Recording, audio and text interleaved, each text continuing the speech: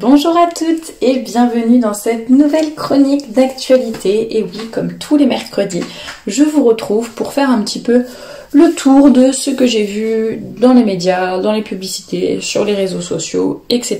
N'hésitez pas d'ailleurs à m'envoyer vos contributions, vos idées, si vous voyez des actualités passées qui pourraient m'intéresser pour cette chronique, bien n'hésitez pas à m'en faire part. Et surtout, comme je le dis à chaque fois, ces chroniques ont vraiment pour but de nous faire réfléchir, de nous faire réagir aussi. Je dis nous parce que voilà, je m'inclus aussi dedans. Donc n'hésitez pas à réagir en commentaire et puis me dire tout simplement ce que vous pensez de tout ce que je vais vous présenter aujourd'hui. Et si vous êtes nouveau sur cette chaîne, eh bien je vous souhaite la bienvenue et vous trouverez beaucoup d'informations justement dans la description juste en dessous de cette vidéo, sur mes réseaux, sur plein de choses, donc n'hésitez pas à regarder et puis à regarder aussi les différentes, écouter plutôt les différentes playlists qui sont disponibles sur la chaîne pour découvrir un peu plus de contenu.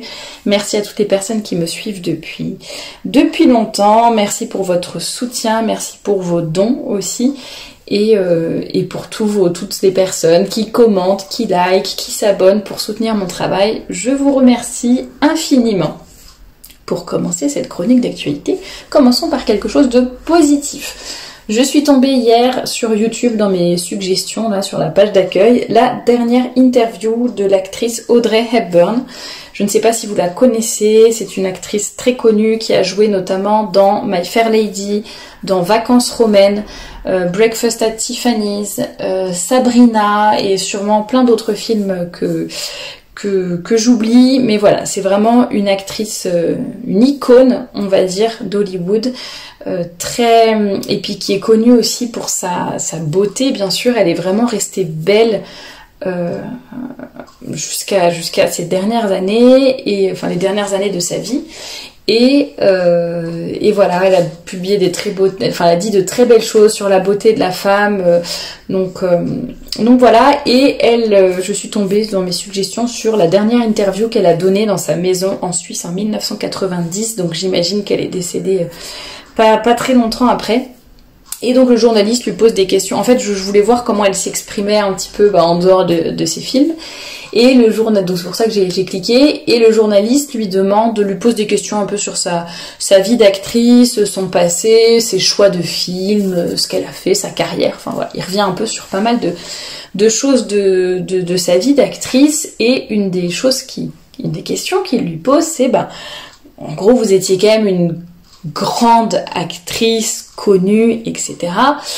Comment ça se fait que vous n'ayez pas fait plus de films? Alors, je ne connais pas toute sa filmographie, mais dans sa réponse, elle explique qu'en gros, elle faisait à peu près 2 films par an. Enfin, 2 films. Disons qu'il y a une année où elle faisait 2 films, et l'année d'après, elle prenait en gros un congé sabbatique. Et apparemment, comparé aux autres actrices de son époque, surtout connues comme elle, ça n'était pas beaucoup, en tout cas elle aurait pu en faire vraiment beaucoup plus. Et elle explique en fait, donc non, j'ai choisi de faire 2 films une année et ensuite une année sabbatique pour pouvoir m'occuper de mes enfants, de mes garçons. Sinon, comment voulez-vous que je m'en occupe quand je suis sur les plateaux de télévision?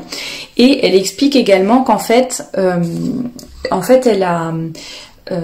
quand ils étaient petits, à la limite, elle pouvait les emmener avec elle, entre guillemets, sur le tournage. Enfin, j'imaginais quand même avec l'aide d'une nounou, mais voilà, les avoir quand même près d'elle, etc. Mais que quand ils grandissaient et qu'ils allaient à l'école, elle n'allait pas les déraciner, donc voilà, c'était plus compliqué. Et voilà, donc elle explique qu'elle a fait ses choix de carrière en fonction de ses enfants, et je trouve ça très beau parce que c'est une actrice super connue et qui aurait peut-être pu faire encore plus de films pour gagner encore plus en notoriété et même financièrement. Et non, elle a décidé de se consacrer à sa famille, et dans l'interview elle explique que voilà, qu'est-ce qui est plus important que m'occuper de mon mari et de mes enfants et d'être à la maison près d'eux. Donc puis elle explique ça vraiment de façon très posée, très, comment dire, épanouie. Enfin voilà, on sent que ça lui a pas... Alors je sais pas si ça lui a coûté ou pas, mais voilà, c'était son choix. Pour elle, ça paraissait une évidence et je trouve ça très beau, et je pense qu'on devrait avoir peut-être plus d'exemples de ce style qui nous j'allais dire, qui nous tire vers le haut et sans partir dans des extrêmes, et se dire voilà, avec ce que j'ai, avec ce que je peux faire dans ma vie, bah, j'essaie d'en tirer le meilleur, de faire les meilleurs choix et de voilà, faire des compromis, mais qui vont être pour le bien de ma famille, tout simplement. Donc ça, j'ai trouvé ça super chouette, et je voulais donc commencer par cette nouvelle, j'allais dire, bon, c'est pas de l'actualité, hein, puisque l'interview date de 1990, mais je suis tombée dessus hier, donc je voulais partager cette chose positive avec vous. Deuxième nouvelle, alors, qui sera... Bon, ça c'est plutôt pour rigoler, hein. Je vais pas m'étaler là-dessus, mais j'étais dans mon fil d'actualité, je voyais, parce que je suis abonnée à certains médias féministes pour voir un peu ce qui s'y passe. C'est très déprimant, mais en même temps assez intéressant. Et donc je vois, je sais même pas comment ça se prononce, par rapport à Marie Trintignant, que vous connaissez peut-être, et qui a été tuée, donc une actrice qui a été tuée il y a 18 ans par son compagnon, Bertrand Cantat, qui, ceci dit, après sa peine de prison, a repris sa carrière de chanteur comme si de rien n'était. Et donc, bon, les féministes appellent ça un féminicide, moi j'appelle ça un meurtre. Et donc, comme c'était l'anniversaire un triste anniversaire, mais bon, l'anniversaire des 18 ans de sa mort, donc il y a beaucoup de personnes qui en ont parlé, qui ont remis le sujet sur le tapis, ce que je trouve tout à fait normal, légitime, enfin voilà, pas de souci par rapport à ça. Mais par contre, ils ont appelé ça un fémage. Et puis au début, je comprenais pas, j'étais fémage à Marie Trintignant. Et après, je savais pourquoi ils écrivent pas hommage. Et après, j'ai compris, parce que dans hommage, il y a homme. Donc, je pense qu'elles ont un problème avec la racine des mots. C'est comme les personnes qui disent matrimoine au lieu de patrimoine. Bah oui, c'est à cause du patriarcat qu'on dit patrimoine. C'est à cause du patriarcat qu'on dit hommage. Voilà, il y a beaucoup de mots comme ça, mais c'est ridicule, mais c'est tellement drôle en même temps. Enfin, je préfère en rigoler. Mais donc voilà, fémage à Marie Trintignant. Donc on peut avoir une petite pensée pour elle, sans pour autant... défigurer la langue française, tout simplement. Et il y en a beaucoup qui existent comme ça. Et j'avais beaucoup aimé l'analyse, je crois que c'était sur la chaîne Mos Maiorum, que je vous avais déjà partagé dans une autre chronique d'actualité. Il avait fait, je crois que c'est sa chaîne, j'espère que je ne me trompe pas, mais de toute façon je vous mettrai les sources en barre d'infos, je vérifierai entre temps, où il parlait justement des féministes qui vont... Enfin, il parlait des féministes extrêmes qui vont dans des idées vraiment, mais trop tirées par les cheveux, qui vont vraiment trop loin, que ce soit dans le vocabulaire, que ce soit dans leurs revendications, etc., etc. Et il essayait d'analyser, de se demander, est-ce que, genre, c'est juste qu'elles sont un petit peu folles, entre guillemets, on les laisse de leur côté et point barre, ou est-ce que c'est important, est-ce qu'il faut en tenir compte, et en fait il expliquait, et à juste titre j'étais plutôt d'accord avec son analyse, de dire qu'en fait elles vont tellement loin qu'effectivement ça va provoquer, même chez des féministes, il y a même des féministes qui vont pas être d'accord avec celles qui sont dans de tels extrêmes, mais ça va tellement loin qu'en fait on nous habitue à des bêtises si grandes qu'après, finalement, des petites choses, on va les accepter et on va se dire, finalement, c'est pas si grave que ça. Donc, elles vont aller dans des délires super lointains par rapport... Il y a des écritures inclusives qui sont vraiment, mais tirées par les cheveux. Et du coup, après, par exemple, avec les pronoms, ces choses-là, mais du coup, après, quand on va nous proposer l'écriture inclusive basique, j'allais dire, rien que le fait de mettre... le mot .e.s par exemple, voilà, on va se dire oui, finalement c'est pas si grave que ça. Donc vous voyez, c'est un peu leur méthode aussi, donc à faire attention. Je le dis un petit peu en rigolant quand je vous présente ça, mais quand même, voilà, soyons prudents, tout simplement. Autre nouvelle, alors il y en a beaucoup que j'ai trouvé et qui vont... Enfin, je vais essayer de les regrouper dans une seule chose. Le thème justement de la complémentarité et de la différence homme-femme. On voit vraiment partout cette espèce de négation du réel. Négation du fait que nous sommes différents. Qu'évidemment nous avons certaines choses en commun, heureusement. Mais que nous sommes différents, qu'en même temps nous sommes complémentaires. Voilà, ça n'est pas une mauvaise chose. Ça n'est pas horriblissime d'être homme ou d'être femme et d'être différent. Qu'on est dans une société de plus en plus androgyne, qui nie la différence entre les sexes, et il y a une espèce de mélange, de confusion et qui fait vraiment peur et qui se voit partout, que ce soit dans les livres, dans les publicités, dans les médias, dans les vêtements, et d'où aussi la raison pour laquelle j'insiste beaucoup pour la différenciation dans les vêtements. Une des raisons, c'est aussi ça justement, c'est qu'on vit tellement dans un monde androgyne et où une confusion totale existe, et on essaye vraiment de mélanger entre guillemets l'homme et la femme et de les confondre l'un et l'autre, que c'est hyper important, d'autant plus important de marquer notre différence sans exagération. Mais voilà, je suis une femme dans tous les aspects de ma vie, et même si je peux avoir certaines qualités plus masculines ou vice versa, mais en tout cas voilà, on a une identité, et il faut voilà, comme dirait l'autre, il faut pas confondre expression de genre et identité de genre. Mais vous voyez, après, bon, on tombe dans des délires pas possibles. Donc voilà, tout ça pour dire qu'il faut faire attention. Donc je vous montrerai la photo à l'écran du média, enfin du compte Instagram Simone, qui est insupportable, mais voilà. Et la légende de la photo, c'est Be Yourself, donc soyez vous-même. Et on voit un homme qui est habillé, donc la moitié de son corps, son côté gauche, il est habillé avec un costume, et son côté droit, il est habillé avec une robe de soirée bustier couleur arc-en-ciel.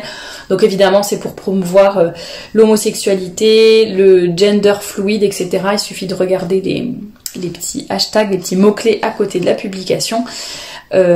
Évidemment, c'est une exagération, mais voilà, je pense que c'est important de se rendre compte de ce genre de choses, et parce qu'elles vont être normalisées de plus en plus de toute façon, et c'est bien triste.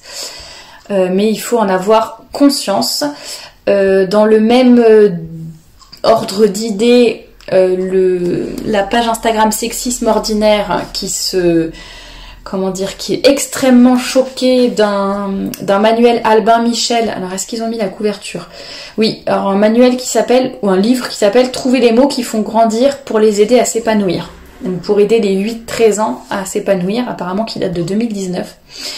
Et dans les explications, par exemple, parler aux enfants du divorce, de la séparation, de la monoparentalité, etc. Il y a des phrases du style: traditionnellement, les couples sont composés d'un homme et d'une femme parce qu'ils ont chacun des qualités spécifiques à leur sexe. Autre part, il est préférable qu'ils grandissent avec un papa et une maman. Réfléchissons plus particulièrement avec les filles au rôle du vêtement, mettre en valeur le corps et sa beauté, protéger l'intimité des regards indiscrets et inviter au respect. Le choix du vêtement aidera la fille à développer sa féminité et à en avoir une juste fierté, plutôt que de passer pour un garçon manqué ou une nymphette. Cela l'aidera à s'apprécier, lui expliquer que la façon de s'habiller donne une idée, juste ou fausse, de qui elle est. Bon voilà, moi je vois pas de... L'essence de la féminité sont inscrits dans son corps, aimer et donner la vie, la pureté du corps, du cœur, là c'est quand on parle des hormones aux femmes, etc. Je lis vraiment juste ce que je vois sur les photos, les captures d'écran qu'ils ont faites. Je n'ai pas lu ce livre, je ne sais pas ce qu'il vaut par ailleurs. Tout ce que nous sommes est déjà programmé. Dès les premiers instants de notre vie dans le ventre de la maman, tout ce que nous sommes est déjà programmé. Notre corps, notre sexe, notre affectivité, notre façon de penser et d'agir. Le corps des garçons, je vous lis ce qu'ils ont souligné, ce qui les choque. Le corps des garçons est différent de celui des filles, leurs compétences et leurs qualités aussi. Nous avons des compétences complémentaires, mais nous sommes tous égaux en dignité, que nous soyons hommes ou femmes. Et ensuite, là, ça n'est pas le manuel, c'est le commentaire de la page. Prenez l'idée que les hommes et les femmes sont différents par nature, s'apparente à de l'essentialisme. Non, en fait, c'est juste regarder la vérité en face. Dès la grossesse, femmes et hommes seraient soi-disant déjà programmés dans leur façon de penser et d'agir. Pourquoi est-il problématique de véhiculer cette idée ? Les comportements des garçons sont excusés puisque considérés comme naturels, donc inévitables. On se sent légitime à attendre certains comportements de la part des femmes puisqu'ils seraient naturels, prise en charge des tâches domestiques, du soin des enfants, etc. On attend d'elles qu'elles se soumettent naturellement aux injonctions qui seraient bonnes pour elles, la féminité, la pureté. Alors la féminité, entre parenthèses, comprendre, prendre soin de son corps pour le regard masculin. La pureté, entre parenthèses, comprendre, réfréner sa sexualité. Et la maternité. En prêtant des caractéristiques intellectuelles à chaque sexe, on justifie l'homophobie. C'est un prétexte pour traiter différemment les hommes et les femmes, ce qui est précisément la définition du sexisme. C'est nier l'importance de mettre en place une éducation non genrée pour que filles et garçons grandissent dans une société égalitaire. L'essentialisme met en évidence de pseudo-différences entre les hommes et les femmes, or ces différences ne sont pas innées, elles sont entièrement le fruit de l'éducation genrée encore en vigueur dans nos sociétés. Il s'agit bien de caractéristiques acquises. Je vous renverrai à mon podcast « La nature est-elle sexiste ?» parce que ça rejoint exactement ce qui est dit là. Quand on sait par exemple que... En fait là, elle nie le réel. Ces personnes nient le réel, nient toutes les études scientifiques qui existent sur le sujet.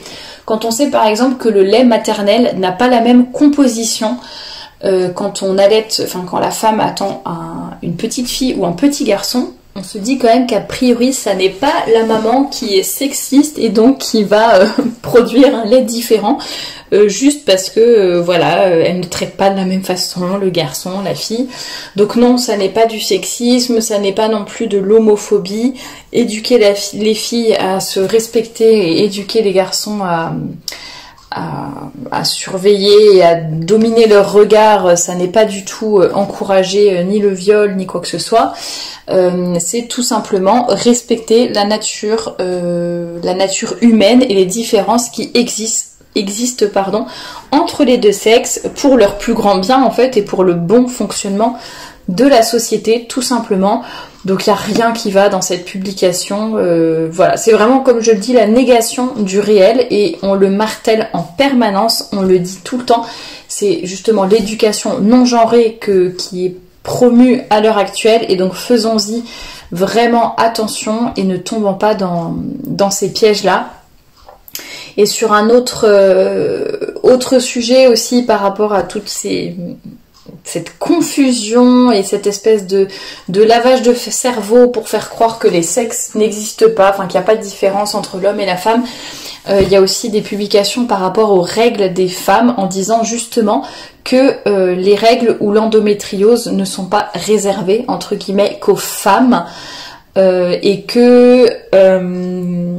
et que ça, non seulement les femmes sont affectées, mais aussi les hommes transgenres ainsi que les personnes non binaires. Voilà, je vous mets également le post magnifique, la photo magnifique, bon, j'allais dire dégoûtante moi, mais que je vous mets là. Et voilà, on essaie de nous faire croire que non, tout le monde peut avoir ses règles, tout le monde peut être atteint d'endométriose. Non, mais en fait, il faut un utérus pour ça.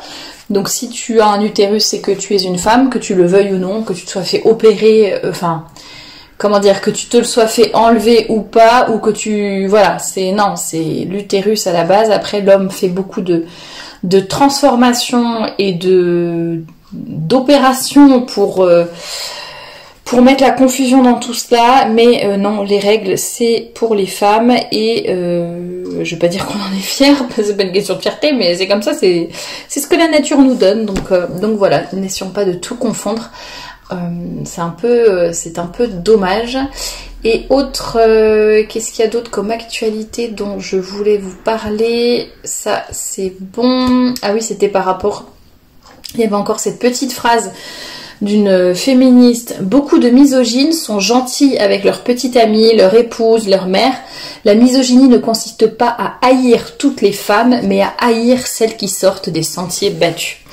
Donc vous voyez, elles essayent encore de transformer les mots, d'appeler de la misogynie ce qui n'en est pas forcément, de dire que voilà, en gros, haïr celles qui sortent des sentiers battus. Je pense qu'en fait c'est pas tellement haïr, c'est que parfois c'est juste le fait de dire la réalité ou de s'opposer à quelqu'un, la personne va se sentir tout de suite agressée, la personne va se sentir tout de suite mise de côté ou confrontée à une vérité qu'elle ne veut pas voir ou confrontée à la réalité tout simplement, et c'est souvent ce qu'on va appeler de la misogynie, du sexisme, etc. Donc faisons attention à cela. Les gens font des raccourcis très rapides. Je me souviens qu'il y a quelques années sur le blog, quand il y avait certains débats, et en fait tout de suite on me disait que je prônais, que j'étais pour les violences faites aux femmes, tout ça parce que j'étais pas féministe. Bon, oui, un peu des raccourcis qui sont faits, il faut s'y habituer, non, mais il faut y être préparé en tout cas et apprendre à répondre ou apprendre à se taire tout simplement, parce qu'il y a des personnes avec qui c'est impossible de débattre, elles sont tellement coupées de la réalité. On aura beau leur mettre la réalité sous les yeux, leur montrer des études, des chiffres, plein de choses scientifiques, de toute façon elles ne croiront pas, elles ont tellement dans leur délire que ça ne sert à rien. Donc voilà, apprenez aussi parfois à vous taire, je pense, et à ne pas perdre trop de temps avec certaines personnes. Et dernière actualité que j'ai vue pareil récemment sur la page Instagram Simone Média, nous vivons dans un monde, enfin c'est une publication tout simplement, nous vivons dans un monde où les femmes doivent payer une amende pour avoir essayé de se couvrir pour pratiquer leur sport et où les filles sont expulsées de l'école si leurs épaules sont visibles. Vraiment, je vous défie de nous demander pourquoi nous sommes en colère. En fait, je pense que là il est question, alors il y a deux choses, soit il peut être question du burkini, donc que les femmes musulmanes réclament, enfin que certaines femmes musulmanes réclament dans les piscines, etc. Je sais que ça revient souvent dans l'actualité, je l'avais vu récemment, quand elles disent elles payent une amende pour avoir essayé de se couvrir pour pratiquer leur sport. Et je sais qu'il y a aussi une histoire en ce moment pendant les Jeux Olympiques par rapport aux handballeuses qui ne veulent plus jouer en bikini. Alors je ne sais pas si elles n'ont pas joué et qu'elles ont eu une amende ou pas, je ne sais pas s'il est question de ça dans ce poste-là, mais c'est soit l'un, soit l'autre, soit les deux. Donc en tout cas voilà. Et de l'autre côté, les filles sont expulsées de leur école à l'école si leurs épaules sont visibles. Ça je vous en avais parlé, ça revient régulièrement dans l'actualité aussi. Des garçons ou des filles qui sont virés pour une journée ou pas acceptés à l'école, au musée ou autre parce qu'ils sont habillés de façon trop indécente. Donc là on voit qu'on est vraiment dans un pays qui a du mal un petit peu avec l'équilibre, j'allais dire. Il est vraiment tout à fait possible d'être belle, d'être décente sans pour autant être se cacher derrière des sacs à patates ou derrière des grands draps ou je sais pas quoi pour absolument se cacher complètement derrière des énormes bouts de tissu. Non, il y a vraiment un équilibre qui existe entre les deux où on peut être belle et décente, et je pense que la société n'a pas compris tout simplement. Donc il y a déjà des problèmes d'idéologie derrière tout cela, mais il y a aussi des problèmes de gros paradoxes, de grosses contradictions entre ce que nous montrent les médias, les publicités, puis les messages qu'on essaie de nous faire croire à l'inverse. Donc en même temps on voit de la nudité partout, en même temps c'est fais ce que tu veux, mais en même temps on vit en société, il y a quand même des règles, il y a quand même la bienséance, il y a quand même le respect de soi, le respect des autres. Donc je pense que tout est beaucoup trop mélangé et presque contradictoire parce que justement on n'ose pas mettre des règles, on n'ose pas dire les choses telles qu'elles sont, c'est chacun fait ce qu'il veut comme il veut, c'est la jouir sans entrave, et en fait on commence depuis un bout de temps, mais on en voit quand même les limites. Justement on voit que ça ne tient pas la route et que justement que c'est une mauvaise définition de la liberté, que la liberté ça n'est pas de faire ce que je veux quand je veux, mais c'est de choisir volontairement de faire le bien, de faire ce qui est bien pour moi. Voilà, tout simplement. Si le sujet de la liberté vous intéresse, vous me le dites et je pourrais éventuellement en faire un podcast parce que je trouve que c'est une notion qui est tellement galvaudée à l'heure actuelle. Mais voilà, je voulais terminer là-dessus par rapport aux vêtements, en tâchant de garder notre juste milieu, la juste mesure, et de tout simplement d'apprendre à garder notre bon sens. Je pense que ça va être la conclusion de cette chronique d'actualité, mais gardons notre bon sens, collons au réel, j'allais dire. Voilà, il faut essayer de garder les pieds sur terre et de ne pas s'inventer des choses qui n'existent pas, et de ne pas nous-mêmes nous laisser contaminer par cela, parce que comme je vous l'ai dit tout à l'heure, c'est vraiment parfois beaucoup d'exagération, donc on se dit mais non, mais je vais pas être touchée, mais en fait du coup quand il y a beaucoup d'exagération, après quelque chose de moins exagéré va nous paraître plus acceptable, alors que non, ça ne l'est pas non plus. Donc gardons notre sang-froid, gardons les idées claires, ne nous laissons pas embobiner. Et voilà, c'est tout ce que je vous souhaite, c'est un peu le but de ces chroniques d'actualité aussi, c'est de rester bien ancré dans le réel, de ne pas tomber dans certains pièges, de résister au lavage de cerveau, tout simplement. Je vous dis à vendredi, moi, pour un prochain podcast sur la chaîne, et à très bientôt aussi pour plein d'autres contenus. À très vite!